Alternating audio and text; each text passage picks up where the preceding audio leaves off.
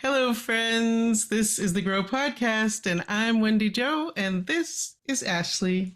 Hey, Wendy Jo, how are you?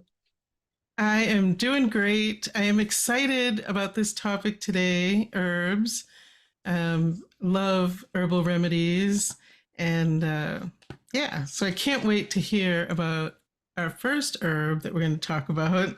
Um, I'm going to call her Miss Blue Lotus. I don't know why. Oh, okay. You gave her a title, Miss Blue Lotus. Yeah, she's something, isn't she? So you had your first experience with her recently, right? I did. I saw you posting about it, and I got really curious, and and then you mentioned that it can help to reduce anxiety and help with sleep, Mhm. which is great. I'm always looking for different avenues to that for not only myself but people that I work with. Mhm. Um, and then I read about it, and it sounded great. And then, of course, when things are great, man has to make these laws about it Yeah. to limit what you can have. Mhm. So it made me a little nervous. I was able to obtain some, and it was very calming, I'll say. Yeah. Yeah, for sure. Yeah, so I had been keeping an eye on her for a long time. And so because what I knew about like the potential for there being laws, and so I was like, thinking I was going in for something, terrible or illegal or somebody was going to judge me. I don't know. But when I came, it was such like it was at my favorite metaphysical shop. It was sitting in a little plastic baggie waiting for me. Oh, yes. Yeah, Nice. it was, and the crazy thing was, I didn't even know they sold it there. It wasn't until the lady who worked there like pointed to it, was like, "Oh yeah, that's Blue Lotus," and I'm like, "Why are you telling me that?" But anyway, so I went and I asked about it. I did some research on it, and the thing that really drew me to it was the sleep aspect, because that's something that I had to deal with for a long time, trying to figure out how to get a good quality of sleep. Mhm. But the lucid dreaming part of it, and so it does have some psychedelic components and I've heard that some people had them, but Mhm. I did not when I Yeah. drank it. I drank it as a tea, but I did have it felt like I had a full night's sleep, like I had did something like a full day's work. It was like a full night's sleep kind of thing. That's wonderful. Yeah, Yeah. yeah. Yeah, I got a little nervous. So I do this kind of thing all the time. So I did read about it, but I didn't see that in the first run of doing a little bit of background on it. Hmm. And then I used the tincture under my tongue, which is a really quick route. It was in the afternoon. I didn't have anything more to do until like later that night. And then I read about that. Oh, you took it and then read about it. And I was like, oh, I think I'll drink a bunch of water Yeah. and go for a walk. And it was just a calming experience. I didn't have any of that. I didn't take it right before bed. It was like in the afternoon to kind of just relax a little bit. Hmm. Yeah. Yeah. And the other thing about it that I found very interesting was its ancient roots in ancient Egypt and how they represent the blue lotus in their hieroglyphs. Hmm. And so, like, everything that I've been working with recently has had, like, for me, in order for me to really tap into the energy of it, I have to understand the history of it. Mm-hmm. And I'm not a history buff, like, hated it in school, but it's become very important for me to understand the story. And so being able to tap into that, and like, they used it in ritual and ceremony and things like that, and honoring it the way that it once was honored, I find it really fun to do. So Sure. I don't know, what do you think about that? I think that well, a few things. I mean, we carry so recently I read something that said, you have been alive since your mother was in the womb because you get all your eggs. A woman has all her eggs Mm, starting from, when they're in the womb. And it blew my mind and made me really think about not only generational trauma, but just generational everything about all of our ancestors, right? So who knows, going way, way back, like we're all really from the same place, mm, really. yeah, And way, in the beginning, whenever yeah. that was, I don't know. People have all different theories about that. Um, so where am I going with this?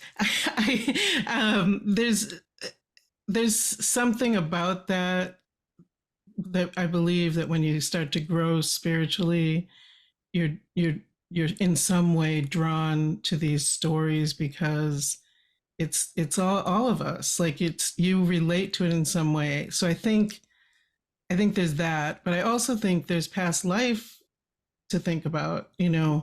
Um, I do believe in reincarnation. I'm not sure if do you believe in Yeah, reincarnation? I do. Okay, so maybe there's some connection to ancient Egypt for you. We don't know, Yeah. but or maybe several. I believe we've all had several lifetimes. Um, so who knows? But if that piece, knowing the history, helps you with your own healing in some way, it's got to be related either to something generational or past lives, I think. I think, and I mean, I don't even have it down here with me, but I found a stone yesterday and I was so attached to it because, and we're not talking about that right now, but it's the energy of like just knowing where it was found and like seeing the Mm-hmm. image of the person who found it, the miner, and like to know, like having all of this information about like its source to me Mm-hmm. as like, it has really been the thing that has drawn me to everything that I've been playing with lately. Mm-hmm. Um, and allowing me to connect to it in a way that feels almost like a real relationship. Like it's weird. Mm-hmm.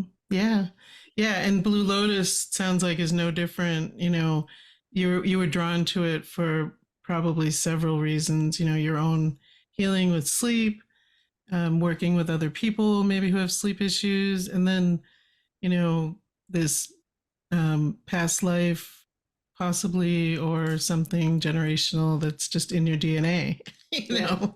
know so it's very cool, and I'm glad that you find some peace with it. And I kind of like, so because I found out after, like I don't know what to do with it. Like I was like, I'm such a, I am not, I try to follow the rules, as best I can. Although there is something like with cannabis, I remember in the beginning, like really loving that that it wasn't all, legal. There's something about that Yeah. that, kind of stirs you up a little bit. Like I'm going to do what helps me, and and I want other people to be able to do that too. So let's just do it. So I don't know why there has to be restrictions on plants. I just don't understand it. Well, I think it's a fear of the power that it holds, you Mm-hmm. know. So they say it's psychedelic, and that hasn't been my experience, but I have talked to people where it has been. But Mm-hmm. I feel like, similar to like mushrooms, that's comparably not probably as intense as what I'm hearing is what it's like. And so when you're able to tap into these other realms with just the consumption of a plant, like that is in a lot of cases of what taps you into spirit, and spirit is the thing that makes us powerful humans. And so and especially when you're talking about like lucid dreaming, the power in that, the Mm-hmm. I mean, golly, what how can you exert this power in your dream life? How can you show up and you exert it in your physical presence too? Mm-hmm. And that's all based off of what one plant can do. So of course we got to restrict it. Yeah, yeah. I don't know when mankind will learn, but hopefully, I'd love to see it in my lifetime. Yeah. that that humans, are sovereign and should be able to make their own decisions Yeah, about, especially with regard to your health. for sure. So on that note, we will be right back. Well, today we're talking about herbs on the Grow podcast, and I spoke about some of my favorites in the show, but I really wanted to highlight terpenes because my favorite herb, the cannabis plant, of course, can be very terpene rich, depending on the strain. Terpenes are found in plants. They're the oils that are found in plants. And some of my favorites that I find in the cannabis plant are beta-caryophyllene, which can really help with inflammation and pain. And it has kind of a black peppery taste. And then myrcene, which is very, very relaxing. And often I use it when I'm trying to fall asleep. I'll take a little bit of isolated myrcene and put it under my tongue. So you can buy the terpenes isolated or enjoy them in your favorite cannabis strain. And definitely check them out because they are the secret sauce. And we're back. In the next segment, I wanted us to talk about your experience with oat straw. So I want to say before you even say anything that I've never tried oat straw, so I'm here to learn in this conversation. All right, sounds good. I am new to oat straw, and when I found it, I was like, "Where have you been?" Like, Really? seriously, because all of the properties and things that it can really help you with are things that I struggle with. So Mm, like all in one herb, how can this be that I somehow missed this one? yeah. But we're always learning, right? So oat straw, it's not like, the oatmeal that you cook up and put a little cinnamon and butter in or whatever you like in your oatmeal. Um, it's not the little crunchy oats. It's actually the stalk of the plant before it's ready. Mm, And so it's not reached maturity yet, and that's where the oat straw comes from. So some of the things that it helps, it's just amazing. So nervous system, it acts as a nerve tonic to kind of calm your nervous system, so that helps with anxiety, helps with even neuropathy symptoms. I've seen a difference since drinking. I just drink a cup of the tea mm. like once a day. Oh, And I have seen some of the benefits. So that was really attractive to me because I have those issues, and then it's an anti-inflammatory, mhm. which is I just can't believe I missed this herb all these years. Yeah. It's an anti-inflammatory. Um, it also can help with skin rashes. I have psoriasis. I mean, you can like put it in the tub. You can put it on your skin, as a poultice. But it definitely helps to calm any skin rashes, or just kind of calm your skin in general. Yeah. It helps with digestion. Um, and it also is calcium rich. So it fortifies your bones. So it's fortifying your nervous system, your bones, your digestive system. It's just like, I just can't believe all the things that it does. That is fascinating. And even with the skin, so that was the first thing I thought about because it's oat straw, and the Yeah. first analogy you made was about oatmeal. And so it's cool to know that because, when you have chicken pox or something, they say put oatmeal on your skin and it will soothe it. So yeah, that's very Mhm. cool.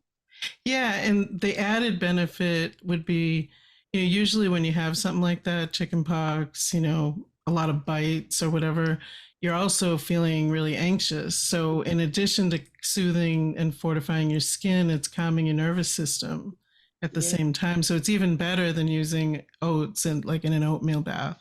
Yeah. Um, and so, there are other properties too.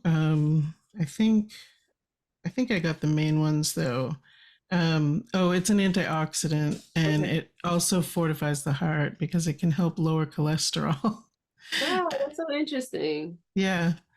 Yeah. I think it's interesting that it kind of hits like all the major systems. I mean, your skin is your largest organ, your bones, your nervous system, your digestive system, So it's kind of like an all-in-one, which is very cool because let's face it, these herbal remedies are all out of pocket for payment.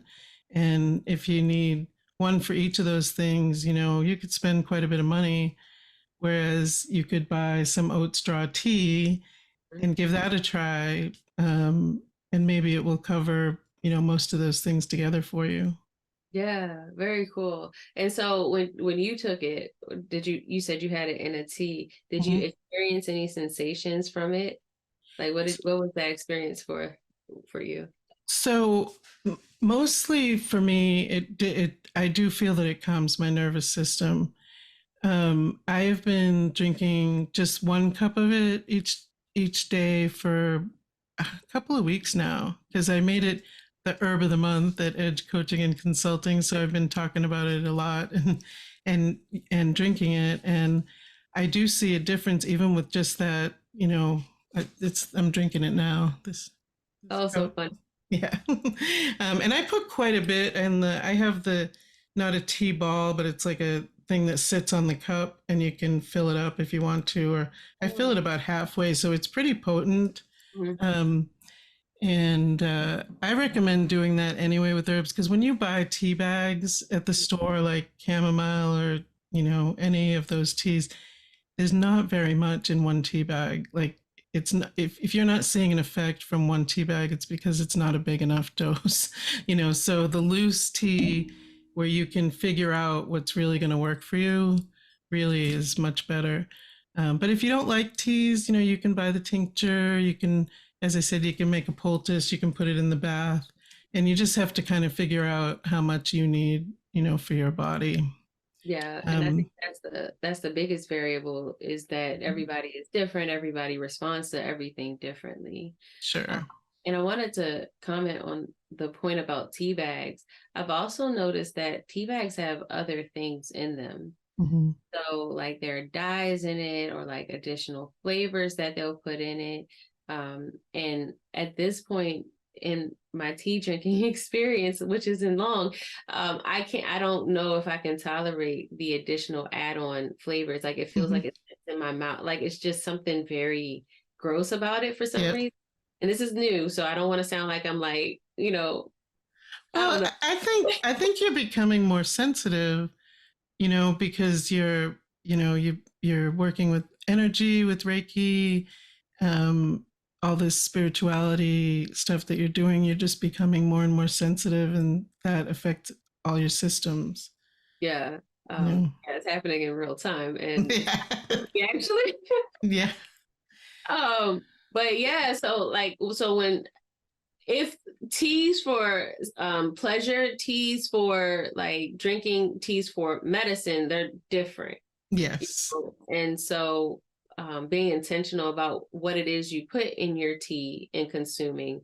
Some people talk about these herbal blends, and I really don't understand why I would buy a herbal blend and I don't know what's in my blend. So you want to always go to a reputable source, just like with crystals. Herbs are no different. Is it organic? Where is it grown? Is it made? You know, if it's coming from China, likely they don't have the same standards. So buy local, find a local herbalist. Or if you don't know one, birthsongbotanicals.com. I love her stuff. Maria is, I know what her intention is, and it goes into the medicine, Yeah. so that's a good one. But, and there are others too. I love, Jenny Dietzel is a naturopath here in Fayetteville, and she has a company that I can't remember the name of at the moment, but hopefully we'll get it on the screen for you. She has a tea. It's called Calm as F Tea, Oh, and and it's got quite a bit of chamomile, I think lemon balm, some other things in it. It is a blend, but it's all herbs. mhm. And if you really need a quick calming, a cup of that, let me tell you, it's really good. Yeah. So look where you live. What's local to you. Local's always better if they're growing it right there where you live. That's going to be better for you anyway. For sure, for sure. Yeah, 100%. And I think, it takes a little bit of time to find a reputable source, Hmm. to know where you can trust where herbs come from. I was talking to somebody, and I don't know how you feel about this, but somebody was like, if you're going to drink herbs, you have to grow the herbs, you have to dry the herbs, you have to prepare the herbs, like go through the whole process. And I'm not sure I agree with that. Like, I don't know if I have to be the full supply chain for my Right. consumption. So I think that it's wise to learn to do it. I Mhm. don't think that you have to do it to get the best medicine, but I do believe that everyone should learn to be self-sufficient, and that means making your own medicine, whatever that is. So I do make tinctures. I haven't really made teas. I don't think. No, I don't think I have. Um, I don't think it's a bad idea to learn, but find a reputable source. If you're not drawn to it and not loving the process, it's not for everybody. No. And Um, I've been learning that. So I'm not, I create the foundation, I create the base of stuff, and my husband makes it into something. Nice. Your If team. I love it. Yeah, because if you ask me to make it into something, I done got tired. I don't want like Hmm. Yep. I feel that. Yeah. Well, going back to the oat straw, I just want to mention there are a couple of considerations to think about. It can lower your blood sugar. So just be aware of that if you're diabetic. And monitor. It may or may not, but if it does do that for you, maybe it's a good thing. And you can figure that out. And then it also can act as a blood thinner as well. So you just want to be aware of those things. And if you do have access to a naturopath or an herbalist, chat with them about it. If you have health conditions. yeah, for sure. It's very wise, especially if you are already interfacing with Western medicine, Hmm. to consult with them whenever you're trying any other holistic options. And it's not just herbs, it can go down to, sound, it can go to, any cannabis, all of those things. If you're going to put it in your body, definitely consult with somebody. I had a conversation with somebody and talking about crystal water, right? Hmm. Like even that, certain crystals, if you put a crystal in your water, it can turn into a toxin. Oh, yeah, because Chandra was talking about that on the last Crystal show, the part two. But she did say, some not every crystal can be submerged in water, so you have to really be aware, and you have to be aware of your source with those too. Yes. Yeah, Yes. yeah. So, So good point. All right. Well, we will be right back. Y'all do know cannabis is a plant, right? And we've already established that cannabis is medicine. We should also consider all other herbs that they are medicine too. For example, lavender is good for relaxation. Mint supports digestive health. Time for rest. And let's just consider the fact that each of these plants are sprouted from the earth, which is the ultimate source of. It's such a high potency energy that we just cannot ignore, and tapping into that is everything to do. So as far as I'm concerned, herbs and spirituality go hand in hand. I would love to know what you think. Hey there, Wendy Jo, co-host of the Grow Podcast. Also, Wendy Edge, occupational therapist. And I wanted to tell you about my new business where I'm combining the principles of occupational therapy, coaching, and spirituality, and wellness, of course.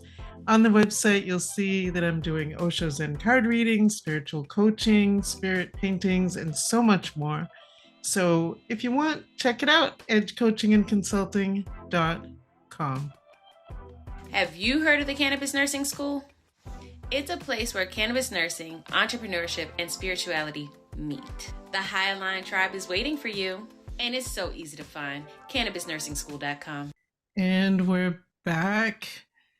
So, what are some of your other favorite herbs? Do you have any others that you are drawn to? yeah. So, lavender and thyme together is just Ooh. Amazing. And then I also like chamomile a lot. Hmm. They, in all three of them, support relaxation and sleep. And I think that's where, like, right now, that's kind of what I've been drawn to is herbs that help support that relaxation piece of it. Even when I'm working with some of them, like, I just like to sit and I like to smell them and like just be with them. And that's like, I don't even have to consume them to get a Hmm. response and helping me to feel more relaxed. And so it feels almost like a meditation all by itself to just sit with them. I don't Yeah, for sure. Lavender, I haven't ever used thyme Okay. medicinally. Yeah, that's cool. So that's another relaxing herb. Mm-hmm. Mm-hmm. I'll have to check that out. I have some right here, some lavender. So what I do with the essential oils, I just put it like in my hand like this, and then Mm-hmm. Yes. oh, so good. Yeah. And it works. I mean, smell is the most powerful sensation, I think, the most powerful sense. And so it goes right in there. Yeah. It's So you write down. and it's so funny because I actually put the lavender and thyme and some coconut oil. My husband will make coconut oil, and my daughter has eczema really bad. And so I was just using the coconut oil on her face because she had some spots, just on her face without the lavender and thyme. But then when I put it in there, it was almost like she was drinking, and she was like, and she kept saying, she was like, I know that scent. I know that scent. She couldn't put her finger on it. And eventually Mhm. I told her, and she was like, I knew that scent. So even in her little mind, like it stuck out to her. She didn't know where, she couldn't figure out what, but it was like something that she just felt so comfortable in. Right. Yeah, your body knows what it needs, Mm-hmm. and smell, I think, is a really powerful test to that. Yeah, I hadn't used thyme, but I chamomile and lavender I love also. Any herbs that are for reducing anxiety, reducing symptoms of PTSD, anything like that, I'm like, I want that. Yeah, there's lots of nature provides us with so many options. Yeah. And you know what? We don't talk enough about them. We like it's almost like an underground thing where it's like if you know, you know kind of thing. Right. Like, have you heard about it? And everybody's just kind of keeping these things. I envy those people whose like grandparents passed down some of those traditions. Um, Hmm. because my mom is into plants, but I don't know if she like I don't first of all I don't think I value the beauty of her love for plants. That's the first thing as a child. But I do recognize that yeah, plant growing process is beautiful, but then Hmm. the entire lifespan of the plant is also beautiful. And it Hmm. doesn't really matter what plant you're talking about. Because even I've been cannabis root. That's a whole nother one. We'll have to talk about that on another show. Yeah, I right. mean, it's just crazy that like Hmm. we spend so much time talking about the peak of life for plants, but we don't really talk about the entire lifespan. So Right. it's just so Yeah. interesting. Yeah, that would be a good topic for sure. Well, I hope that if you're listening or watching, you learned something about herbs today. And of course, we're not dispensing medical advice, but we're just offering options. And yeah, I hope that they're Experience. helpful in your life. What, Oh, okay, they're just our experiences. No, we're not offering medical. yes. Yes. All right. Well, everyone, have a great week. Bye. Bye.